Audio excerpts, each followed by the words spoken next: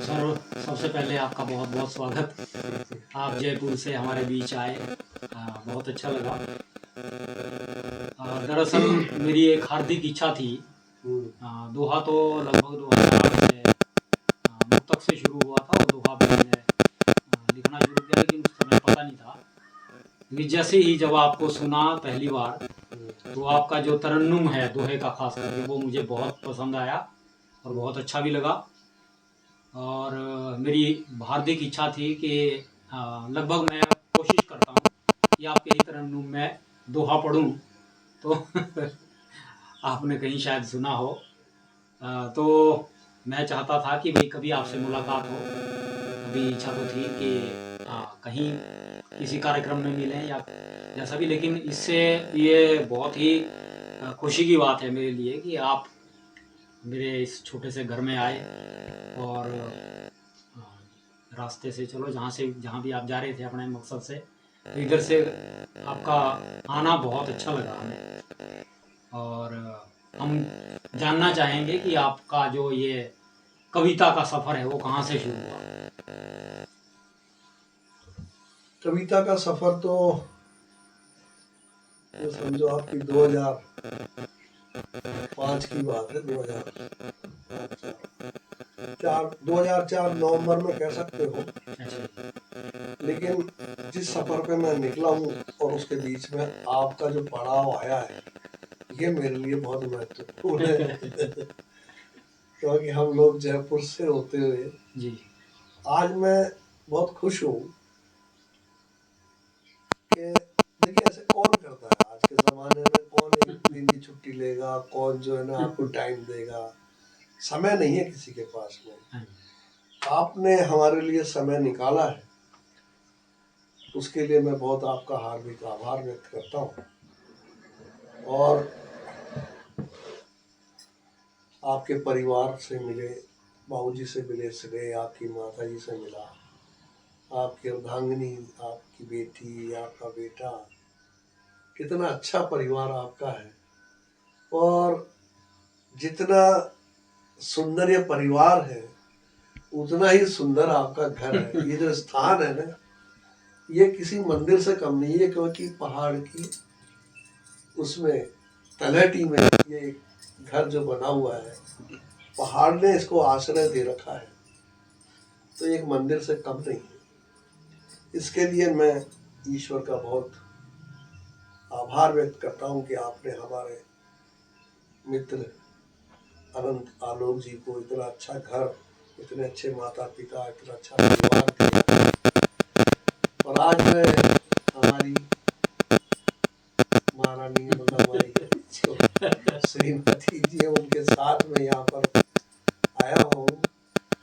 निसंदेह बहुत खुशी हो रही है। हमें जाना है दरअसल विकास नगर जी, तो यहाँ से रेणुका जी से ये पोंटा साहिब होते हुए हम विकास नगर जाएंगे। फिर उसके आगे की यात्रा काफी लंबी रहेगी। तो 2004 में हमारी जो पहले वाली जो मिसेस थी ना, उनके हो गया था कैंसर।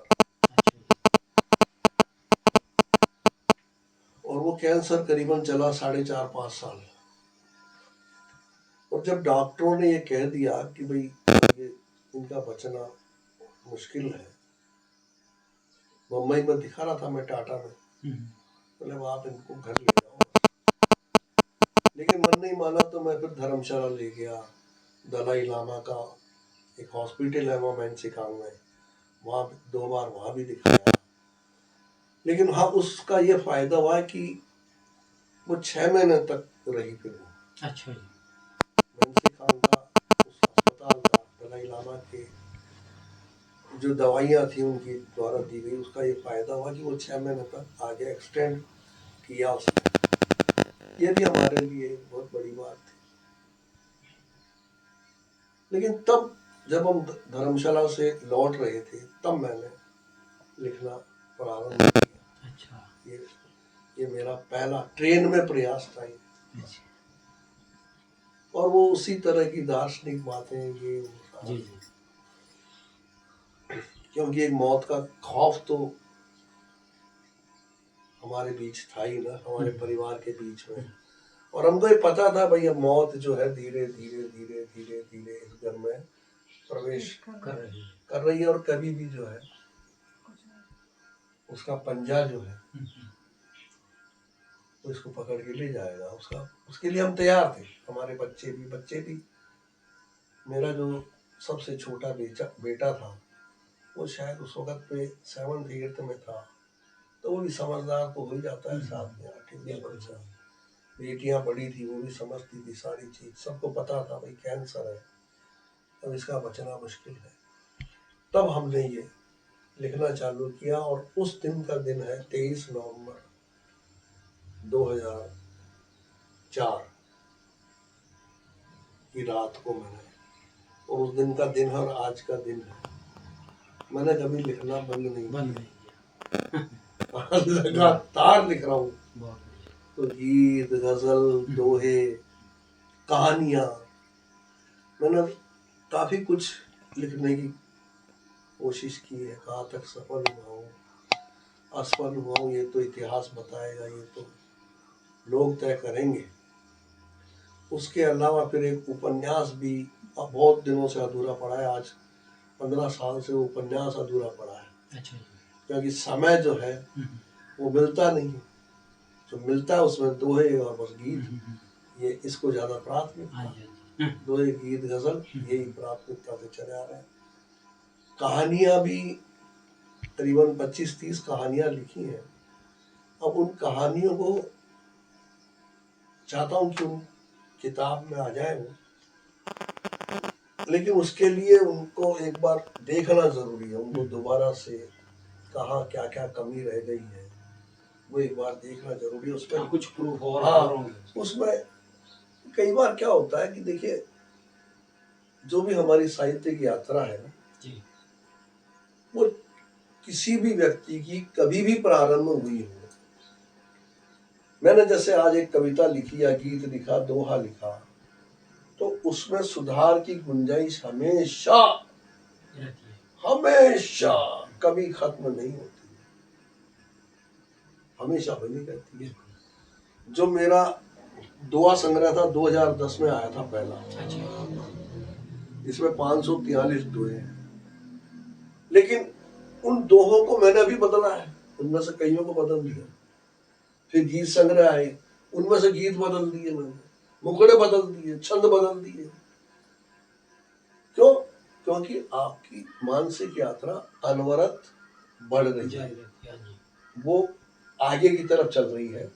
और आपने जो कुछ लिखा था वो 10 साल पहले लिखा था, 10 साल पहले लिखा था, तब की यात्रा में और आज की मानसिक यात्रा में बहुत फर्क पड़ गया है।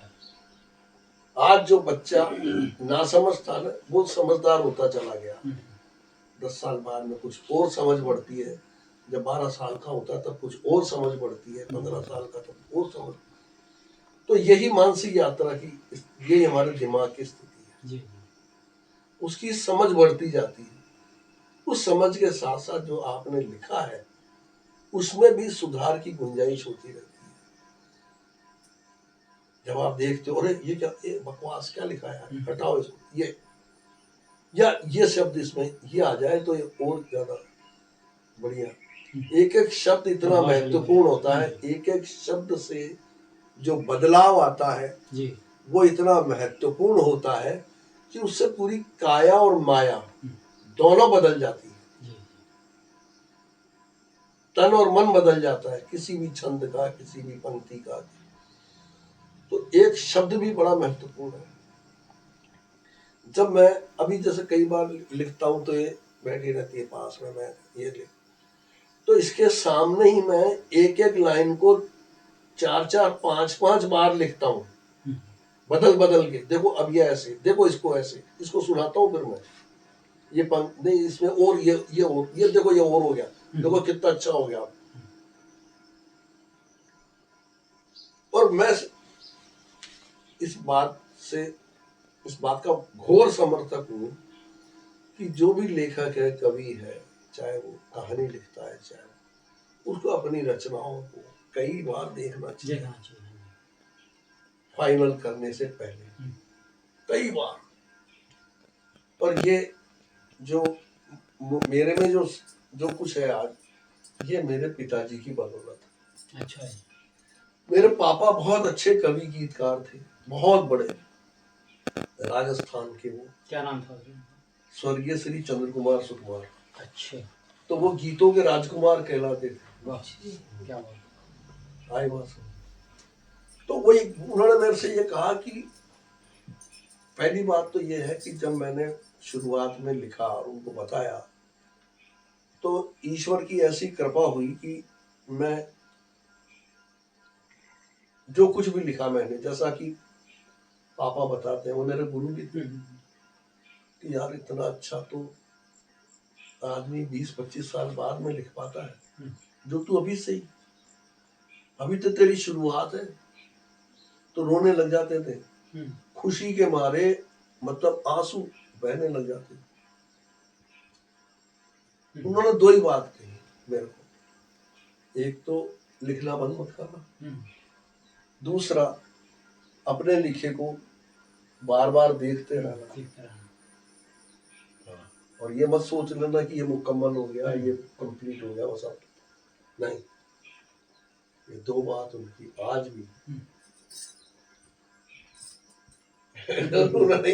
ये जो आज जो कुछ भी हूं मैं, ये हमारे डीएनए, मेरे में तो मैं समझता हूँ ये मेरे डीएनए में ही उनका, ये मेरे को विरासत मिला है, खून में मेरे कविता है। तो अलग अलग। अच्छा, दूसरा मैंने, खैर ये तो हो गया आपके प्रश्न का जवाब, भाई कब क्या है ऐसे। तो मुझे घर में माहौल वैसा ही मिला, तब मैंने लिखना, और तब से मैं लगातार लिख रहा हूँ। 23 नवंबर 2004 से लगातार अब तक। तो शुरुआती दिनों के कोई दोहे शुरुआती दिनों के, जैसे मैंने उस टाइम पर वही आध्यात्म की बातें ज्यादा रही, तो जैसे मैंने लिखा कि भाई हमने आंखें मूंद ली, हमें कहाँ है होश, हमने आंखें मूंद ली, हमें कहाँ है होश, लकड़ी संग क्यों जल रही, इसका क्या है दोष। वाह वाह, क्या बात। तरन्नुम में हो जाता। हमने आंखें मूंद ली, हमने आंखें मूंद ली, हमें कहाँ है होश, लकड़ी संग क्यों जल रही, इसका क्या है दोष। क्या बात। लकड़ी संग क्यों जल रही, इसका क्या है दोष। जिंदगी की असली। हाँ, फिर मैंने कहा कि जाने कब खाली मुझे, जाने कब खाली मुझे, करना पड़े मकान, मैं समेट कर इसलिए रखता हूँ सामान, मैं समेट कर इसलिए रखता हूँ सामान। जिंदगी का फलसफा यही है। हाँ, ऐसे किस किस की पूरी करे, किस किस की पूरी करे, एक जुलाहा आस हर चरखे को चाहिए, हंसती हुई कपास हर चरखे को चाहिए, हंसती। देखिए, मतलब मैं तो नहीं कहता कुछ भी, लेकिन लोग कहते हैं कि आपने पूरा दोहे का जो स्टाइल था ना, जो दोहे कहने की जो विधा थी, या जो दोहे कहने जिस तरह, उसमें पूरा बदलाव आपने कर दिया। एक नई परंपरा। हाँ, मतलब हाँ, किस तरह से कहा जाए। आधुनिक परिवेश में दोहे का क्या मापदंड और किस तरह से आप अपनी बात को कह सकते हो, हाँ जी, वो उपयुक्त रूपक के तो माध्यम से। अब कहते हैं लोग, ये बिल्कुल, नहीं मान ले तो हायर होगा अच्छा, नहीं, ये हकीकत है सर आज। अच्छा, ये तो मैं स्वीकार करता हूँ कि पूरे हिंदुस्तान में जो दोहे कह रहे हैं लोग, हाँ जी, वो मेरे को सुन के फिर उन्होंने कहा कि यार ये ऐसा तो ये स्टाइल हाँ, है, ये स्टाइल हम भी है। अपनाए। हाँ, वो अपना भी ली कईयों ने, बिल्कुल, कईयों ने उसमें बिल्कुल, सफल भी रहे कई लोग। बिल्कुल। मैंने उसको आधुनिकतम उसमें ले आया, मतलब जो एक परंपरागत और वो जो था ना हमारा मिजाज, जी, जी, बिहारी और रहीम हाँ, और हाँ, हाँ। उससे निकाल के अब ये जो नए नौजवान पीढ़ी है उसको भी अच्छे लगने लगे अच्छे लगने कि लगे। यार वो रहीम है, इनको छोड़ो, इनको ये देखो आप, ये देखो। हाँ, तो ये वाला हो स्टाइल गया। है, हाँ, हाँ। नहीं, ये दोहे पसंद आने लगे ना हाँ उनको, जी, हाँ जी, बिल्कुल। मतलब वो उस तरह से दोहे का पुनर्जन्म कह सकते हैं हाँ, एक वो तरह से। मतलब सभी, अब जैसे आपके वाजपेयी जी हैं, ये सब जो है ना सुधाकर बिल्कुल, बिल्कुल। पाठक ने जो हाँ। ये सब जानते हैं मेरे हाँ जी, हाँ जी। उन्होंने कहा यार ये मामला अलग है। तो मुझे भी अच्छा लगा कि चलो यार अपन कुछ नया काम कर रहे हैं। और कईयों ने कहा भाई दोहा तो फिर इधर मामला हाँ। ऐसे अच्छा लगता है फिर। हाँ जी। अच्छा, दोहे के कारण मेरे को आज करीबन 300-400 कवि सम्मेलन किए मैंने, वाह। लाखों रुपए कमाए। कवि सम्मेलन में मैंने 2006 से ही चालू हो गया मैं। 2004 नवंबर में लिखना चालू किया, 5 में लिखा और 2006 से तो मेरे को कवि सम्मेलन में बुलाने लग गए लोग, इतना तगड़ा। और दोहे के लिए यार, दोहे बिल्कुल स्पेशल। हाँ जी। हाँ, और फिर गीत, तो दोहे और गीत फिर ये चलता रहा, लेकिन ज्यादातर लोग मेरे दोहों से ज्यादा प्रभावित हुए। हाँ जी, हाँ जी। तो ये चलता हम भी, हाँ, हमारा भी हाँ यही रहा कि जब भी आपको जहाँ जहाँ सुना तो लगातार आपके जो कार्यक्रम होते थे उनकी वीडियोस देखी, खास करके वो वाह वाह क्या बात है। हाँ, फिर वो अच्छा, वो उस घटना को ऐसे से। अब वाह वाह क्या बात है, अब उसकी घटना उसका सुनो बाप, हुआ क्या था हाँ जी। कि दिल्ली में नई सड़क पर एक कवि सम्मेलन था, चांदनी चौक में नई अच्छा। सड़क पे। रात को करीबन 12 साढ़े 12 की बात है। तो अरुण जैमिनी, मैं, हरिओम पवार और ये क्या नाम है इसका, सोलंकी, गजेंद्र सोलंकी, और एक मलिकजादा जावेद और 2-4 और थे नाम, है ना, ऐसे करीबन 8-10 लोग थे। अब सब कवि सम्मेलन हुआ, मैंने काव्य पाठ किया, तो मेरा नेचुरली अरुण के पहले आया, अरुण के हरिओम जी के पहले आया, जावेद ने भी मेरे बाद में पढ़ा, ये सीनियर लोग थे। हाँ, बिल्कुल। तो जब मैंने पढ़ा तो ये खड़े हरिओम जी, अरे यार ये क्या, हाँ ये कहा, ये कौन आ गया, कहाँ से आ गया ये आदमी। तो मेरे को माला वाला पहनाने लगी। फिर बात बोले तुम मिलना भी हमसे अभी अभी इसी वक्त खत्म होने के बाद में। मैंने कहा ठीक है साहब। मैं फिर मिला उनसे, रात को कोई 2:30-3 बजे वो कवि सम्मेलन खत्म हुआ। तो बोले यार पहले तो बताओ तुम हो कहाँ से, कौन हो, क्या यार, हमने तो सुना ही नहीं तुमको। तो मैंने कहा जी मैं ऐसे ऐसे। अच्छा, तो मैंने वहाँ पे दोहे गीत दोनों सुनाए। कहने लगे फिर सुनो अभी रुको। हाँ जी। अरुण ने फोन किया शैलेश को। अच्छा। अरे यार शैलेश तेरे लायक एक आदमी है हमारे पास में।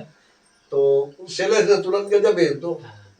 तो बोले मैं ना अभी वो मेरी पीए फोन करेगी, बात कर लेना। मेरे को शैलेश का नंबर, उसका पीए का फोन आ गया, फिर मेरे को नंबर दे दिया पीए का। तो बात हो गई। बोले जी आप उस दिन शायद 14 तारीख थी, बोले 18 तारीख को आप आ जाओ बम्बई। अच्छा, आपकी रिकॉर्डिंग। ठीक है, कोई पैसे वैसे की बात है करने करी। तो फिर वो पीए से मैंने बात करी, मैंने कहा भाई आप इतनी जल्दी कैसे आना होगा, है ना, आपने तो कह दिया ये। बोले नहीं आप कैसे भी आ जाओ, हम आपको मतलब पेमेंट कर देंगे बाई एयर का। तो फिर मैं हवाई जहाज से गया हूँ मुंबई। तो उन्होंने वो गाड़ी भेज दी थी स्टेशन, सरदार जी आए थे लेने। तो मलाड में उन्होंने पूरा वो बुक कर रखा था होटल। एक फ्लोर बुक कर रखा था, तो उसमें वहाँ पे उनके कवि वगैरह रुकते थे। इसकी शूटिंग चल रही थी, वाह क्या बात है, हाँ तो वहाँ पे रुकवा दिया उन्होंने। मैं था तो 2-3 कवि थे वहाँ पे, और ध्यान नहीं आ रहा। तो वहाँ पर गए स्टूडियो में, गोरेगांव स्टूडियो था इनका, वहाँ शूटिंग हो रही थी। हाँ जी ये उनका था ना पहले, अरे वो कौन से ब्रदर्स कौन से थे वो, है ना? पहले उनका चैनल था ये, अच्छा अच्छा सोनी ने तो बाद में लिया, हाँ हाँ है ना? हाँ हाँ। तो साहब वो अब मेरे ऊपर ध्यान नहीं दे, शैलेश आया आके रो तो हाँ बस ठीक है भाई, उसने देखा ये होगा यार, ये ऐसे ही कोई, पहले सुना तो था ही नहीं उसने सुना थोड़ी था, वो तो अरुण ने कह दिया था, वो बुला लिया। और वो वहां पर वो नरेंद्र मिश्र भी थे वहां पे, उनका भी मेरे साथ ही था, एक जहाँ कोई और का जान बैठे थे। फिर वो मेकअप के लिए घुस गया, वो तो हाँ तो वहाँ पे मेकअप मैं रहता एक पोता पाती ये वो सब, और ऐसे वैसे काजल टीकी वीकी लगा लो मुझे, फिर आते वहां से, और बस 5 मिनट में उधर रहे से, ठीक चलो जी हम बुला लिया।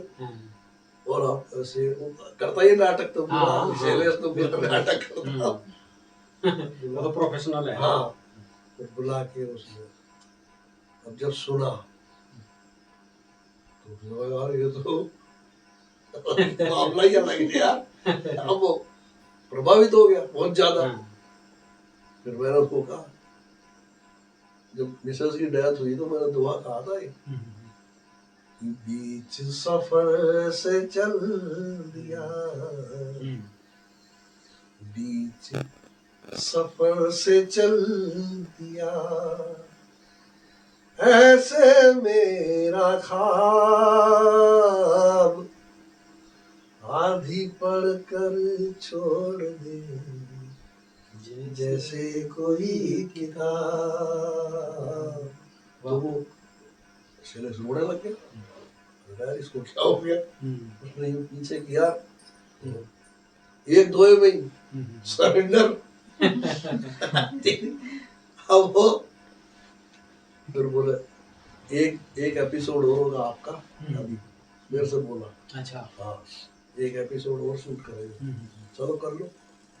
फिर उन्होंने फिर उस वक्त पे वो हवाई जहाज का किराया आने जाने का, होटल तो करता ही होगा।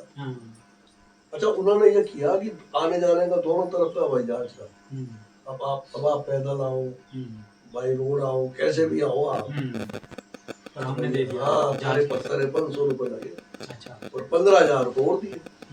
मेरे यार मजा आ गया यार, तो हम लोग उस टाइम तो वैली थी ना। हाँ तो 15,000 और 5,300 रुपए आने के और दिए। तो भाई अब तो देखो फकीर आदमी, अब यहाँ से कौन जाएगा, रेल से ही चलो यार अपने। 500 रुपए जाएगा उस टाइम तो इमरजेंसी, 500 रुपए में जयपुर आ गए जाते टाइम तो भाई आपको टाइम पर पहुंचना, ये वो आते टाइम इसका। ऐसे करके फिर 8 एपिसोड करे उसने मेरे साथ। अच्छा जी उसमें शैलेश ने, दबंग चैनल की बात है, दबंग फिर उसने हाँ वाह क्या बात है बाद में बुलाया। ऐसे 8 चैनल थे वो। हाँ और वो चलता रहा। फिर आज भी शैलेश जो है बहुत मानता है, बहुत ज्यादा। तो देखते ही जो है गले, मतलब सबसे पहले तो यार मतलब जी खूब चाहता है मेरे को, एक कविता का प्रेमी है वो। हाँ नहीं वो कविता, हाँ कविता की पहचान भाई देखिए, वो अपने हिसाब से जो भी करे, लेकिन कविता का हाँ ये तो सही बात है। ये तो है, जो भी वहाँ जाता है ना जी वो हीरा ही होता है, उसकी गर्दन बचा लेना हीरा ही होता है। कहीं उसकी गर्दन है ना वो। ये चल रहा है साहब। एक गीत सुनाओ भैया, फिर तो और सुनेंगे। गीत सुनाएगा